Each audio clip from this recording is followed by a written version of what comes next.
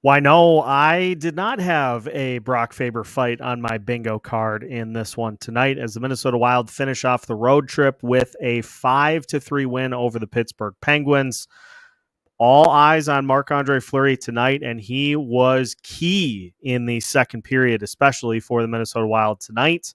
We'll talk about the power play a little off over the course of the game here today. We'll talk about the third line continuing some good chemistry.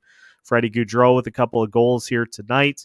And we'll also talk about Brock Faber trying to beat the brakes off of Sidney Crosby as the Wild win 6-1-2 on the season. Let's get this postcast fired up, shall we?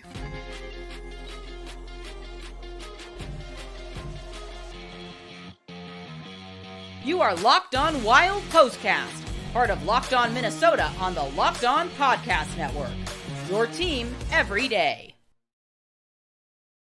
Minnesota Wild pick up a 5-3 win over the Pittsburgh Penguins and go home after a 5-1-1 road trip, 6-1-2 now on the season. And this was, in many ways, a nice little counter to what we saw in the game against Philadelphia, because those games started in similar ways, although the Wild played much better in the first 4 minutes of this one.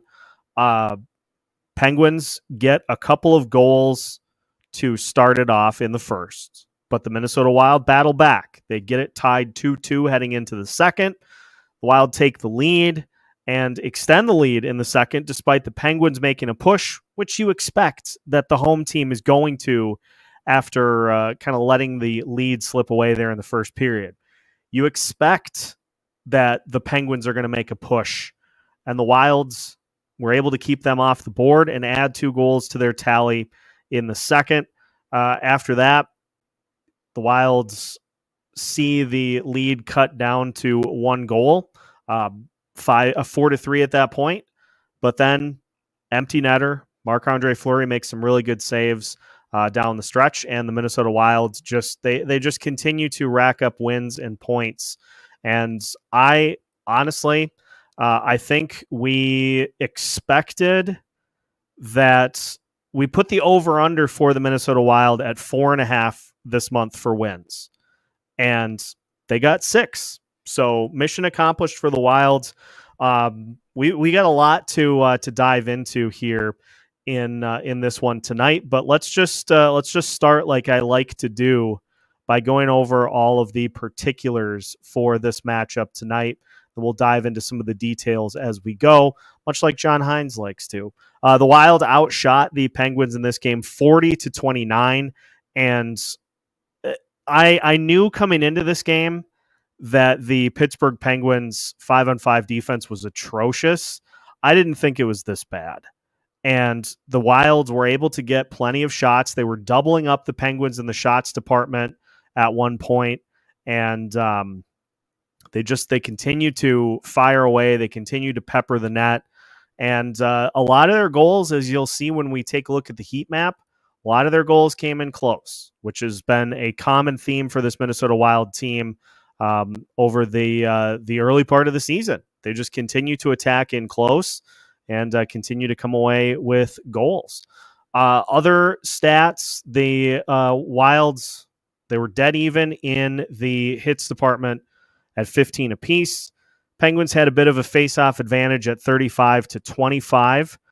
The Wild power play tonight 0 for 5, and it looked a little bit off. They weren't able to get things rolling early on.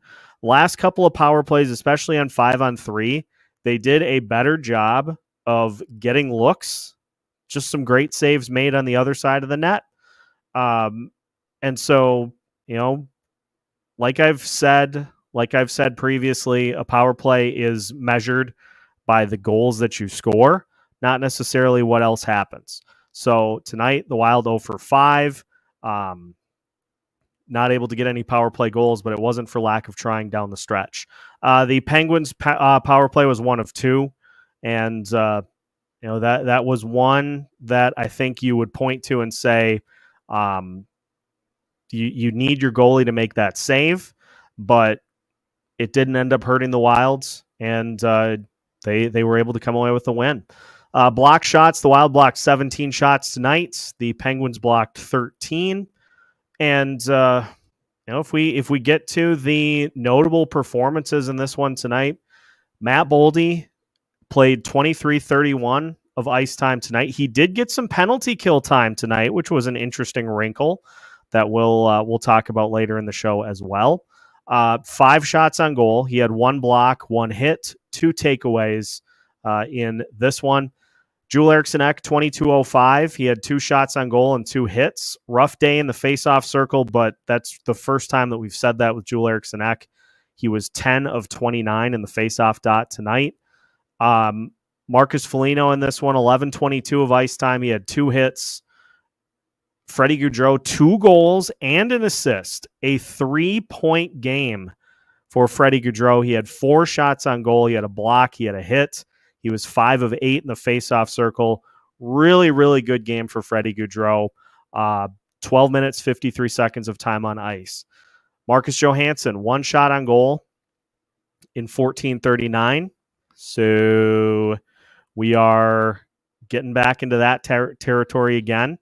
Kirill Kaprizov, another monster game for him. 1 goal, 2 assists, 7 shots on goal, a block, and 24:38 of ice time. Jakub Lauko scored a goal tonight in 8 minutes, 42 seconds. Marco Rossi had an assist in this one, a shot on goal, had 1 penalty that he was called for early, a high stick, but played 16:01 and was 6 of 12 in the dot. Yakov Trenin had 1 shot on goal and 4 hits, 14:03 of ice time. And Matt Zuccarello, a goal, 4 shots, 1 block, 20 minutes, 50 seconds of ice time, and won the 1 faceoff that he had. On the defensive side, we saw the first uniting of Jonas Brodin and Jared Spurgeon tonight because the Wild want to keep Brock Faber and Jake Middleton together. Jonas Brodin, 5 shots on goal, 3 blocks in 21:59 of time on ice. Brock Faber tonight played 23:58. He had an assist. He was +1, had 1 shot. He had the fight, the fighting major, and a hit. And so he still managed 24 minutes of ice time despite having to sit on the bench for a minute. Jake Middleton had 1 assist, 2 shots, a block, and played 18:54. Jared Spurgeon was a +2, had 2 blocks, and played 19:54 in this one. But as Denny, as captain of the comment section points out, Fleury made one of the best saves of his career to win, and this game is everything you would hope could happen to Marc-Andre Fleury in this game. He was 26 out of 29 in terms of saves, and really kept the Wild in this game in the second period. And this is the key. This is the key determining factor of good teams, is being able to get separator goals and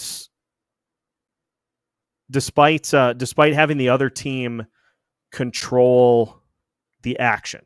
Pittsburgh handled the action in the second for the most part, but the Wild got separator goals to go from 2-2 to 4-2, and that was largely due to the work of Marc-Andre Fleury in net here in this one. We'll have plenty to talk about regarding Marc-Andre Fleury here as the night unfolds. Let's take a peek at the heat map for tonight's game. The Pittsburgh Penguins offensively on the right side of the screen, and there was 1 goal scored up in close, but honestly, in the first 2 periods, there was really no traffic in front of Marc-Andre Fleury in net. And so the Wild defense did a really good job of keeping the front of the net clean. Fleury kind of got screened on that goal right on the Penguins logo between the 2 face-off circles. Got a little screened on that one. And there was another goal on the power play from the right side face-off circle. That's one that you'd probably like to have back as as a goalie, but at the end of the day, it didn't end up hurting the Wild, and Fleury made plenty of other good saves to compensate for that. Take a look at the left side of the screen. This continues to be a big focal point for the Minnesota Wild offensively, is goals in close. Right up in front of the net, there is a Wild goal. You see the Jakub Lauko goal right on the back line, and a couple of goals from the faceoff circle and in. That's been a pretty consistent formula for the Minnesota Wild this season.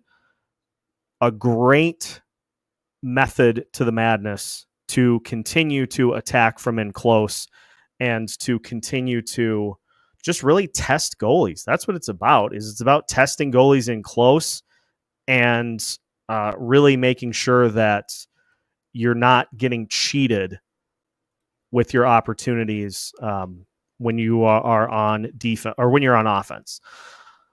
Looking at Sidney Crosby, he had 3 assists tonight, was a +1, 20-44 of ice time. Rickard Rakell had 2 goals for the Pittsburgh Penguins. That was about it in the scoring department, and Blomqvist was 34 out of 38 in the saves department. So all told, some good stuff by the Minnesota Wild, but as has been noted in the comments here early on, I'm going to pull this one up from the TJ O'Connor.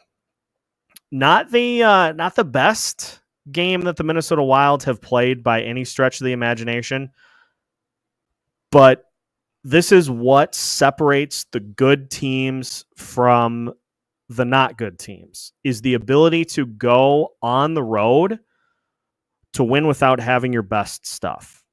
The Wild took some steps to distance themselves from what happened in Philadelphia, and it will be very interesting to hear what John Hines has to say after the game when we do our 3 things recap for you first thing tomorrow morning.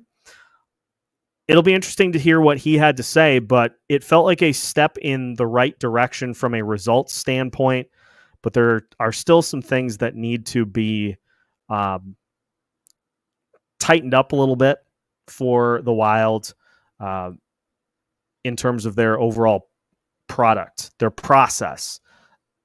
Really was, especially early on, it's tough to test yourself from a penalty kill perspective by taking 2 penalties back to back, especially after killing the first.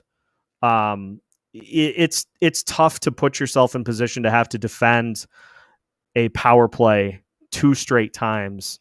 And so that was a toughie for the Minnesota Wild, but again, they got the win, and they did what they needed to do to finish the road trip and pick up a win. Let's take a look at our 3 things for tonight's game. And I left the 1X on, or actually, you know what? I'm going to talk about it before we put a definitive down, because I want to get some listener feedback as to whether or not these were accomplished by the Minnesota Wild tonight effectively enough. So let's take a look at the 3 things and see how the Wild did in terms of the game plan, my game plan for what needed to happen to come away with a win here this evening. So we start off with exploiting the porous Pittsburgh defense, and 2 goals through the first 2 periods, all at 5-on-5. All of the goals scored by the Minnesota Wild before the 3rd period were 5-on-5 goals. That is something that Pittsburgh has struggled with all season. And so I'm going to give that a green check for the Minnesota Wild, getting to the net and forcing the issue. We saw some depth scoring tonight from Freddy Gaudreau with 2 goals, Jakub Lauko with a goal, but the top line continued to get involved. Matt Zuccarello on a spinorama feed from Kirill Kaprizov. That was pretty disgusting. That spin to Zuccarello, who was waiting right at the net, to be able to tap it in. Just tap it in. Just tap it in. Number 2, keeping the front of the net clean. And I'm going to defer to the actual natural stat trick numbers in this game. All told, the Minnesota Wild out high danger chanced the Pittsburgh Penguins 9-8. Penguins had 8 in the final 2 periods, but did not have any in the first. The Wild had 9 through the first and the second period, but no high danger looks in the third. It kind of felt like the Wild were just playing a little bit of they were playing more defense than offense in that third period for this game. Felt like they just kind of, and I don't want to say took their foot off the gas, but it felt like they were definitely putting more emphasis on defense than they were offense. And so, 8 high danger chances allowed. I'm going to say I'm still going to give the Wild the point there, because unless that heat map gets really, really dark, then I think the Wild, I think they did their job for the most part. Keep the Crosby line quiet. That's a no, because Rickard Rakell with a couple of goals in this one tonight. So no green check on the final key for tonight's game, because, well, that line did basically all of the heavy lifting for the Pittsburgh Penguins in this one tonight. So 2 out of 3 ain't bad. And more importantly, you get the win for Marc-Andre Fleury, and you finish the road trip off on a high note. 6-1-2 now are your Minnesota Wild so far this season. And we'll take a look at where the Wild were at last year, because, spoiler alert, they weren't off to as good of a start last season at all. So we've got a lot to get to here over the course of the night. Tonight, we'll take your comments. Denny has a lot that we will go over here in the comment section. I've been keeping an eye out as we get things rolling. So we'll take your comments on today's game as the Minnesota Wild pick up a 5-3 win and finish the road trip off on a good note. And we've got more on the way as we continue tonight's Locked On Wild postcast. Minnesota Wild get that dub, 5-3. More to come after this. Today's Locked On Wild postcast is brought to you by FanDuel. Get ready to tackle the NFL action with FanDuel, America's #1 sportsbook. Because right now, new customers can bet $5 and get $150 in bonus bets if you win. The FanDuel Sportsbook app gives you everything you need to place live bets on the NFL all in one place.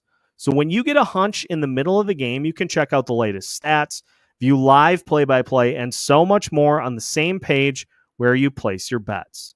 Just visit FanDuel.com to join today. And again, you'll get started with $150 in bonus bets if you win your first $5 bet. That's FanDuel.com. Never waste a hunch and make money every moment with FanDuel, an official sportsbook partner of the NFL. Tonight's Locked On Wild postcast is also brought to you by Game Time, and we are in the full heat of the fall sports season as college football, the NFL, the NBA, and the NHL all in action, which means that you have no shortage of opportunities to watch your favorite teams in action. Game Time can help make that as easy as possible, so you can spend more time worrying about where you're going to tailgate, where you're going to go out to eat after the game, or where you're going to get your night started once your favorite team picks up the win. Game Time has a ton of incredible features that make picking out the best seats available as easy as pie. So take the guesswork out of buying tickets with Game Time. Download the Game Time app, create an account, and use code LOCKEDONNHL for $20 off your first purchase. Terms apply. Again, create an account and redeem code LOCKEDONNHL for $20 off. Download Game Time today. What time is it? It's game time. Minnesota Wild pick up a 5-3 win over the Pittsburgh Penguins. They finished the road trip 5-1-1 and 6-1-2 now on the season, which is far better than I expected that the Wild would be at this point in the season. And before we dive into all of the comments, let's just take a look at where this team was at last year. After 9 games last season, the Minnesota Wild were 3-4-2. And this was right in the midst of losing 6 out of 7. And it started it kind of kept going into early November. Then the Wild won back-to-back games against the New York Rangers and the New York Islanders. And then after that, it completely fell apart. And so far this year, we haven't seen any of that. We've seen this team do a good job for the most part. It's not that there are no areas that need to be tidied up. We'll talk about the power play coming up, but they're doing what they need to do to come away with wins. And they were able to build off of what happened against Philly and learn from it and come out and play the Pittsburgh Penguins, who have a ton of weapons despite being just hideously bad. And so no lead is safe for me playing a team with Sidney Crosby, no matter how slow of a start he's off to. And sometimes it's not going to go perfect every game. Everything is not going to be humming on all cylinders every game. What matters is getting the points, getting the heck out of Dodge, and gearing up for what's going to be a really tough game on Friday against the Tampa Bay Lightning. We'll start things with Amanda. Thank you, Amanda, for joining the show tonight. I'm thankful that our D has been showing up at the start of the game. We'd also like the offense to be there at the same time. I agree. It would be nice for the 5-on-5 offense specifically to be put in positions to be able to push and be able to kind of take the game into their own hands. We saw it in tonight's game. A couple of power plays early on that throws you out of rhythm because you spend a bunch of time defending shorthanded. And once the Wild got back to 5-on-5 play, really took care of business in especially the early stages of the second period. First period, the Wilds had a 20-13 advantage in the Corsi department, which is 60%. They had a 15-7 edge in shots. They were outshot the final 2 periods of the game, and so it is something that is going to just evolve as the season goes on. Like we've seen some really good stuff from the third line over the last few games. First line continues to do their thing. Second line has gone a little quiet over the last couple of games. It's an ebb and a flow all season. And if the Wild just continue to flip the puck up the ice and just go back to work offensively, that's going to help continue them getting chances and being able to capitalize on them. 5-1-1 on the longest road trip that I think has ever happened in the NHL. Not too shabby. I will have to confirm where this stands. It feels like there's a road trip that's been longer from this Minnesota Wild team. I'm sure there has been at some point, but 7 games is a lot. And being able to go 5-1-1 on a 7-game trip is pretty impressive.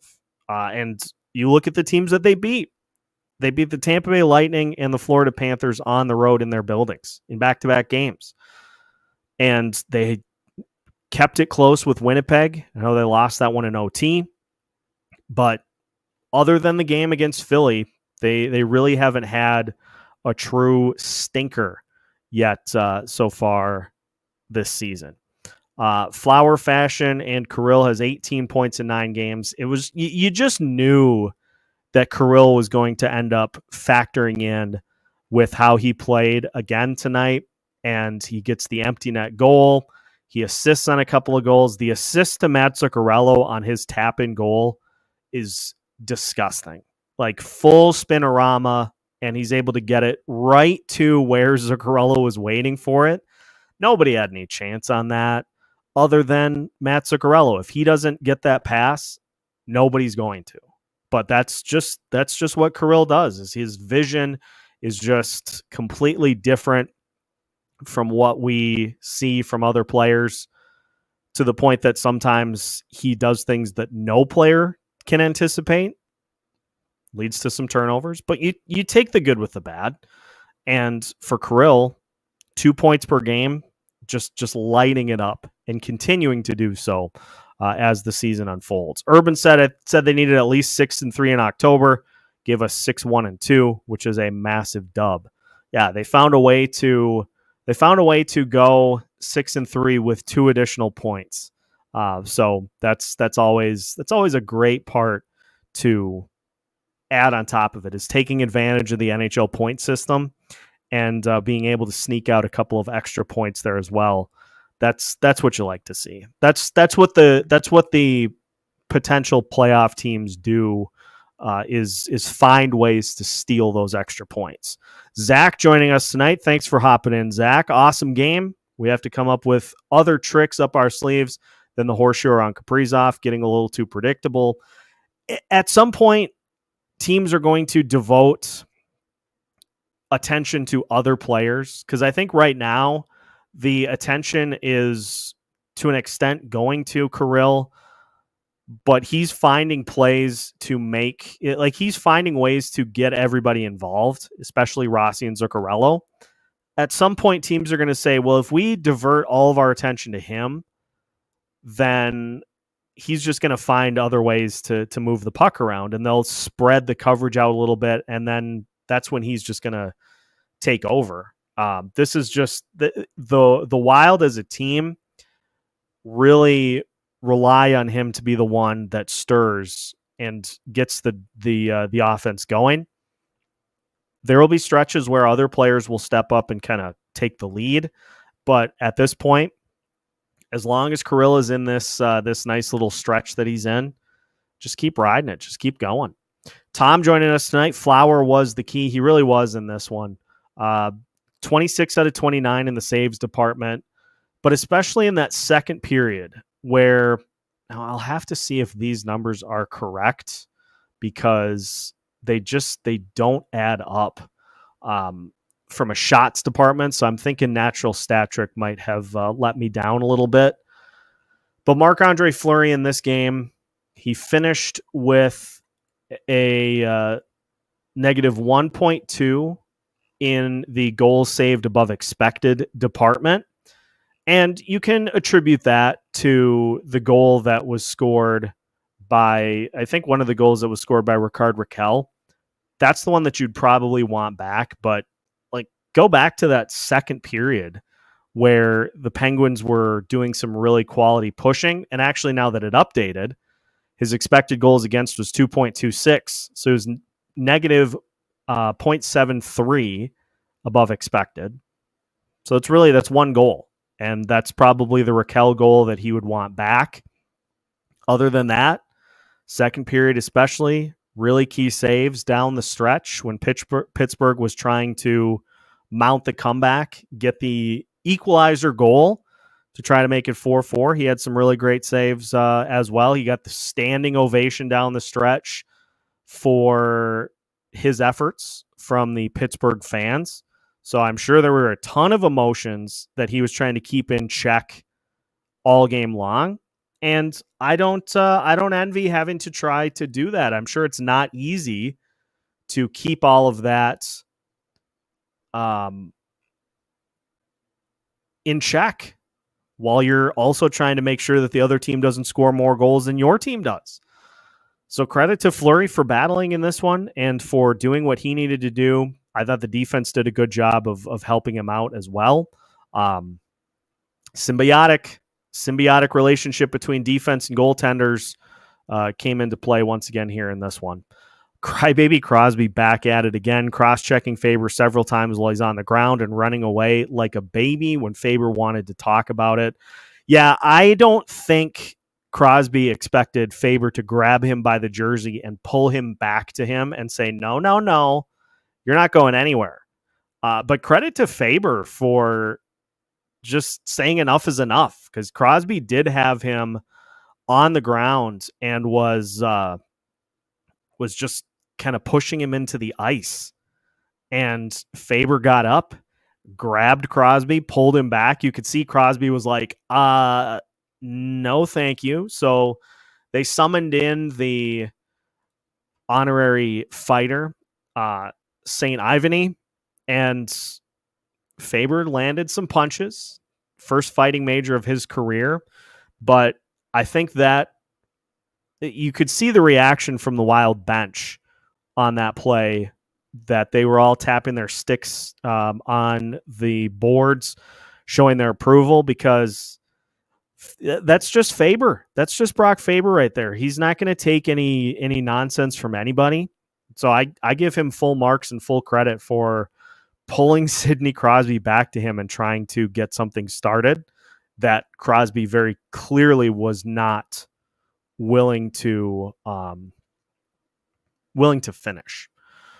Not a big fan of Freddy, but it was great to see him get on the score sheet. Would be great to see double-digit goals from him this year. That third line with Freddy Gaudreau as the center has found some new life over the last few games. They really seem to be gelling as a unit, and the numbers tonight weren't great. Like, the expected goals percentage was 35.9, and the Corsi for percentage was 40.9. But let's throw something out here that is a key component, I think, to a more defensive line. The Corsi numbers and the metrics are not going to be in favor of those lines, because you are trying to prevent opponents from scoring. And in the second and third period especially, the Penguins had a ton of chances, but that line did a good job of keeping them from getting on the score sheet and keeping them from really taking over the game. They were responsible for one goal against, but they also had one goal that they scored. So that line still, they've been really solid over the last few games, and it seems like Jakub Trenin is getting involved and contributing, and Marcus Foligno's game has really been good over the last probably 4 games. So it's going to be interesting to see what happens when Ryan Hartman's ready to come back.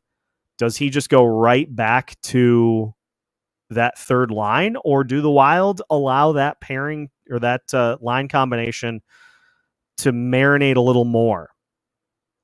And that's all going to be on John Hines as to what he wants to do and where he wants to try to kind of put Hartman back in the lineup. Creepy colors. The Moose looking like he's finally in season shape. He's been flying the last few games and looks really good. Had the 2 goals against Philly. Had a couple hits in this one, but I think that line just being a bruiser type line is really going to help this Wild team if they can get both the first and the second lines to consistently go. The expected goals percentage for Marcus Johansson, Joel Eriksson Ek, and Matt Boldy was the highest of any of the main line combinations at 60.3, but their Corsi numbers were below 50%. So I don't know if it's time to look at some different things. I don't know what you really even can do at this point to make that combination tick a little better. But the top line continues to put goals on the board, and at the end of the day, that's the most important thing. Captain of the comments section, Fleur made one of the best saves of his career to win the game. He did get, you could tell at the point in which Fleury got into his bag a little bit, and he started making those swagger saves, I call them, where he sprawls out. He's jumping in the crease to try to deflect shots that are up here. he was feeling it down the stretch, and that was a lot of fun to watch. He's the ultimate teammate. We know at this stage in his career, he's clearly not what he was, but I think if the Wild defense can just provide help. There was a play in the third period in particular where Fleury had sprawled out to make the initial save, and if memory serves me right, the puck came around behind the net, and Freddy Gaudreau realized what was happening, and he stepped in to the left side of the net to pick up the loose puck to prevent the Penguins from getting anything where maybe they get a shot on net, maybe get a goal. So that kind of stuff is key. If the Wild can defensively help out a little bit,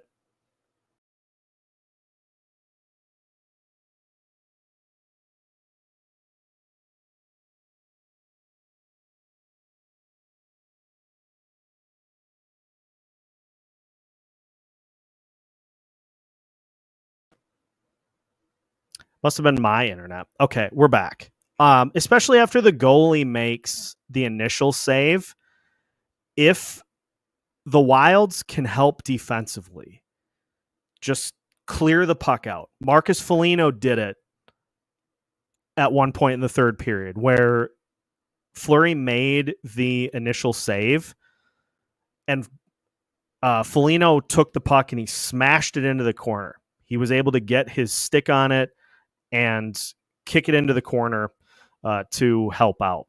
So that's what it comes down to, is just helping him out a little bit. Because when your goalie makes the initial save, if it's a rebound that's not corralled, that should go on the defense, depending on where it goes. Obviously, there are some times where the rebound is too juicy and it goes right to the opponent, you score a goal. But if you get the initial save, it should be on the defense to handle things from there. I'm going to go back to where I was because I don't know. Well, looks like I can't. I don't know what happened. I don't know if that was my internet or not, but we're back. We're rolling. It was a bit of a sloppy game, but glad to see that the Wild got away with some points and a win for Fleury. Elite take. And that's what it comes down to at the end of the day. I'm worried we're officially in the Boldy slump part of the season.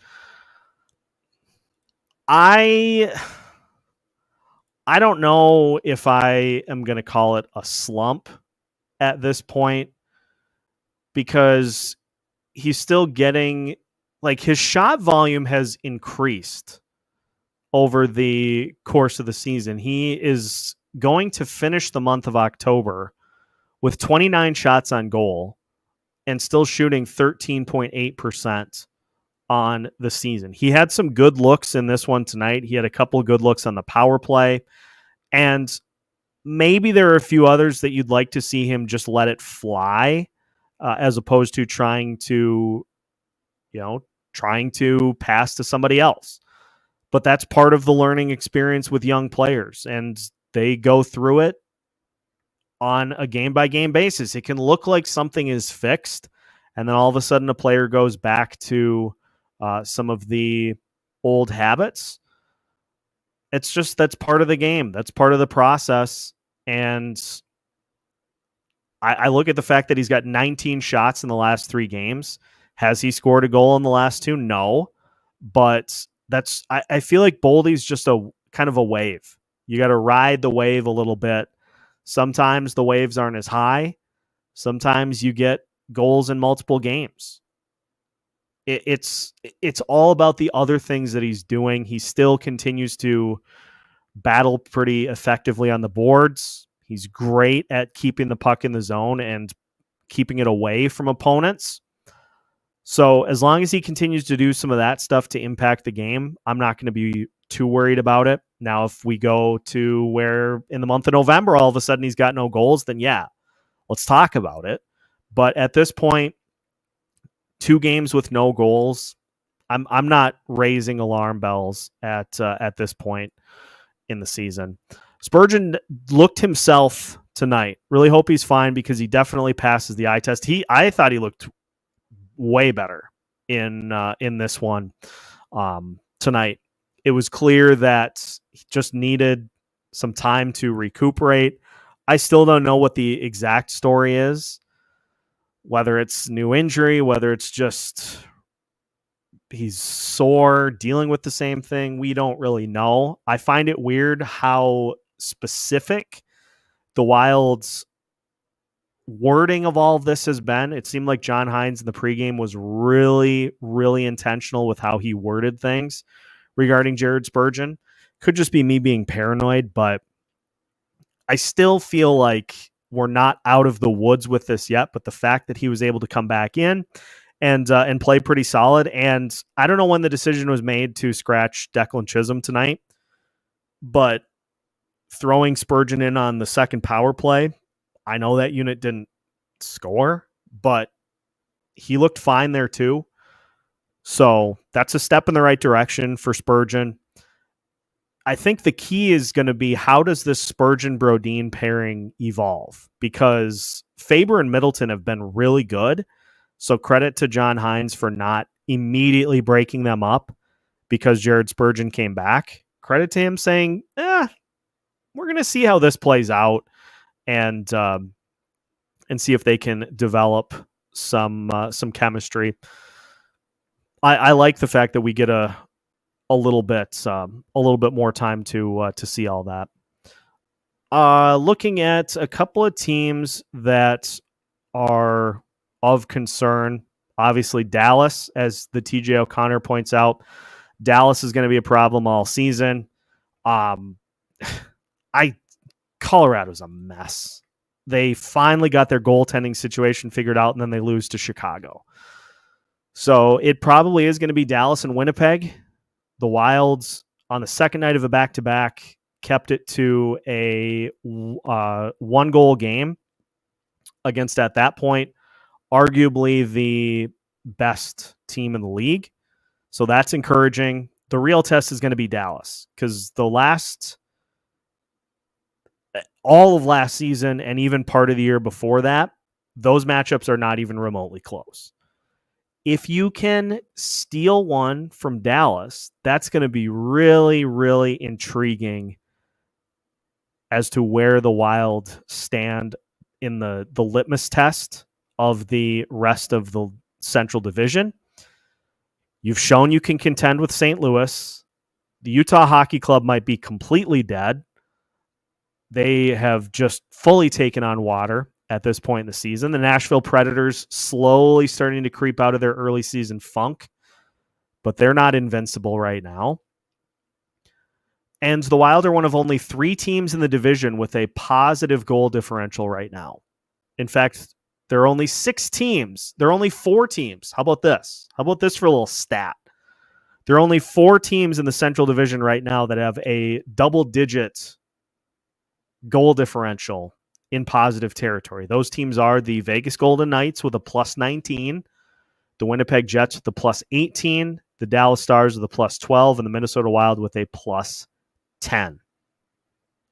And Winnipeg, Dallas, and Minnesota are the only teams in the Central Division that have given up fewer than 30 goals this season. Let your defense be your guide, and let's get that power play a little more evenly spread, as opposed to just 1 Kaprizov and 4 Zuccarellos. I tweeted out during the game, when you have a 5-on-3, especially multiple of them back-to-back, you got to find a way to bury a goal. You have to. I know Bloomquist stood on his head at that point, but and I don't know too, like, it was frustrating. The top power play unit, especially on those 5-on-3s, they were moving the puck around a little bit. I would have liked a little more, but they were at least moving the puck around and getting some shots in close. The Penguins did a really good job of just walling off anywhere close. That's a learning moment for the Wild power play. Is I think you just need to move the puck a little more in those instances. And by that, I mean to get them swaying side to side. It's like you're trying to tip a boat over. Get the penalty kill, especially when there are just three guys. Get them swaying side to side to side. And that's when you can get somebody leaning. I do like one of the plays that we've seen consistently from this power play is that one-timer from the face-off circle. And Boldy had one of those that he missed. He had another one that he connected on, but I think it missed just to the right of the post. I like having that ready to go because you have a shooter that is untested, untouched, that is ready to let one fly. But at some point, you got to bury a few of those, and the team will. Like this is just the nature of a power play. Now those first few of the game, not great. The Wild couldn't get anything really established in the offensive zone at all. This has been something that is worth monitoring, I think. Later in the game, they do a much better job of getting set, getting situated, and letting everybody go to work. But you gotta bury a few of those chances at some point. Yeah, that's well said, Bob. Lauko, who's Nadinov and Ohgren, is a fun line. Might even trade out Ohgren for Foligno on that one. I want to give Liam Ohgren some props tonight for his performance. Now, numbers-wise, he had one shot on goal in 7 minutes, 21 seconds of ice time, but he set himself up in front of the net on one of the shifts for that line. He set himself up right in front of the goalie as a net front presence. And second unit on the power play, he got the puck in the right faceoff circle. Guess what? He stepped up and he let one fly. Didn't score, but I like that he was willing to shoot in that situation. Just couldn't get that one to go here tonight. Now we're finally catching up to the part where the feed got lost. Yeah, I don't know what happened there.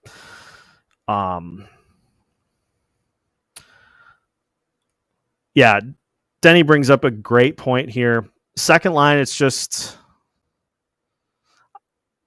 I don't know. We're maybe starting to see Marcus Johansson settle back in, but is it just a end of the road trip? Is it just the end of the road trip stuff where players are just ready to be done with it? I'm going to be really interested to see how that second line does against the Tampa Bay Lightning on Thursday. I want to point this out from Trav because I'm very intentional with this. Thank you for saying John Hines and not Coach Hines. Nobody over the age of 18 should be calling anybody coach. Yeah, I've heard others say coach. I've never been really big about that. He's John Hines. And I will give him some credit that he is doing a really good job of coaching this team.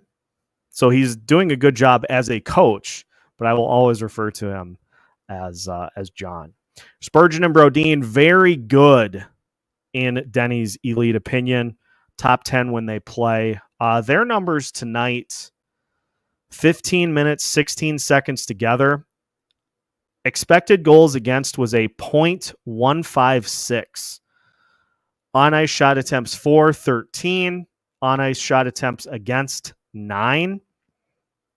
So their expected goals, 66.9. Their Corsi numbers were 59.1. That led all Wild defense pairings. So the eye test matches the stats test. And that, again, is a good idea by John Hines to just let that line get some work. Let them do their thing. I'm very in favor of giving Liam Ohgren an opportunity to just see what he's got, because Ryan Hartman is going to be back at some point, and I don't know where you put him. I mean, you're not going to not put Hartman in the lineup, obviously, but I like that chemistry that third line has built. So maybe you try Hartman on the second in place of Marcus Johansson, or maybe you just go right back to Hartman as because the numbers with Hartman as the center, the analytics with Hartman as the center of that Foligno and Trenin combination, they were about as good as they are with Gaudreau as the center. It's just that I think now I'm going to pull up the team stats. I think the goals numbers for the Gaudreau, Foligno, Trenin combination have been way more than the other one has. Foligno, Gaudreau, Trenin. It's not too much higher. Foligno, Gaudreau, and Trenin, 2 goals for. Of course, this is not updated. So it's 4 goals for Foligno, Gaudreau, and Trenin. And Foligno, Hartman, and Trenin, they only played 19 minutes together. They did not score. Hartman for McDavid straight up. He's hurt, so they might do it. Ooh, this is a good question from Hoptics as we kind of transition into just some of the general questions here to end. Although I do want to go back to this comment from Cinerary first. I'll give Mojo about 5 more games of cardio before I get on him again. He'll remember it's a contract year. He better. I hope he does. Yeah, when Ryan Hartman's ready to return, Liam Ohgren will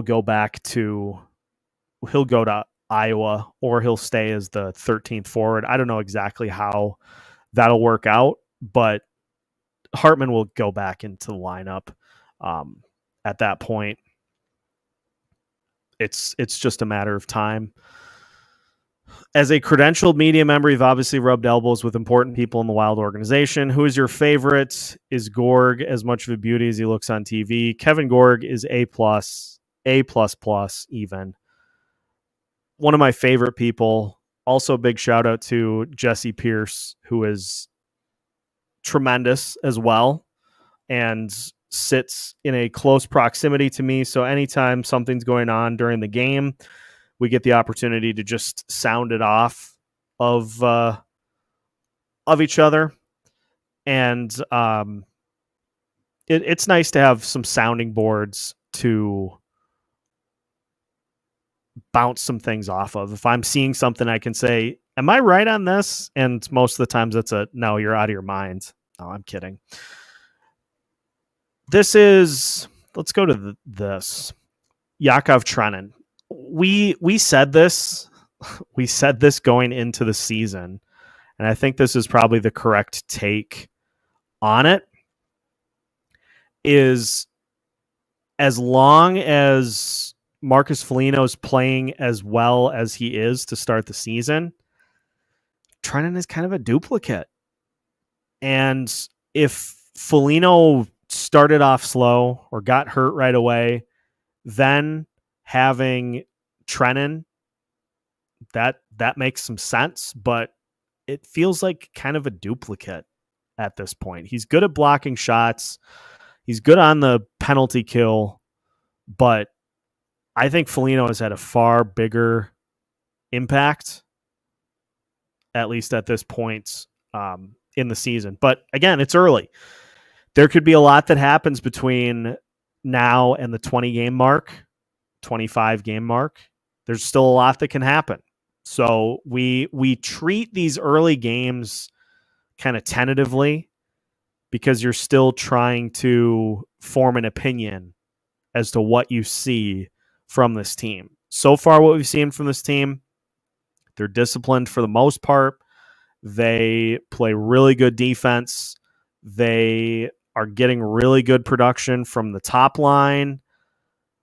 Those are some constants that we've seen so far this season, but it's early. So 6-1-2 is a great start, but can you sustain it? Can you keep it going? Can you keep pushing? Can you continue to win games in this fashion?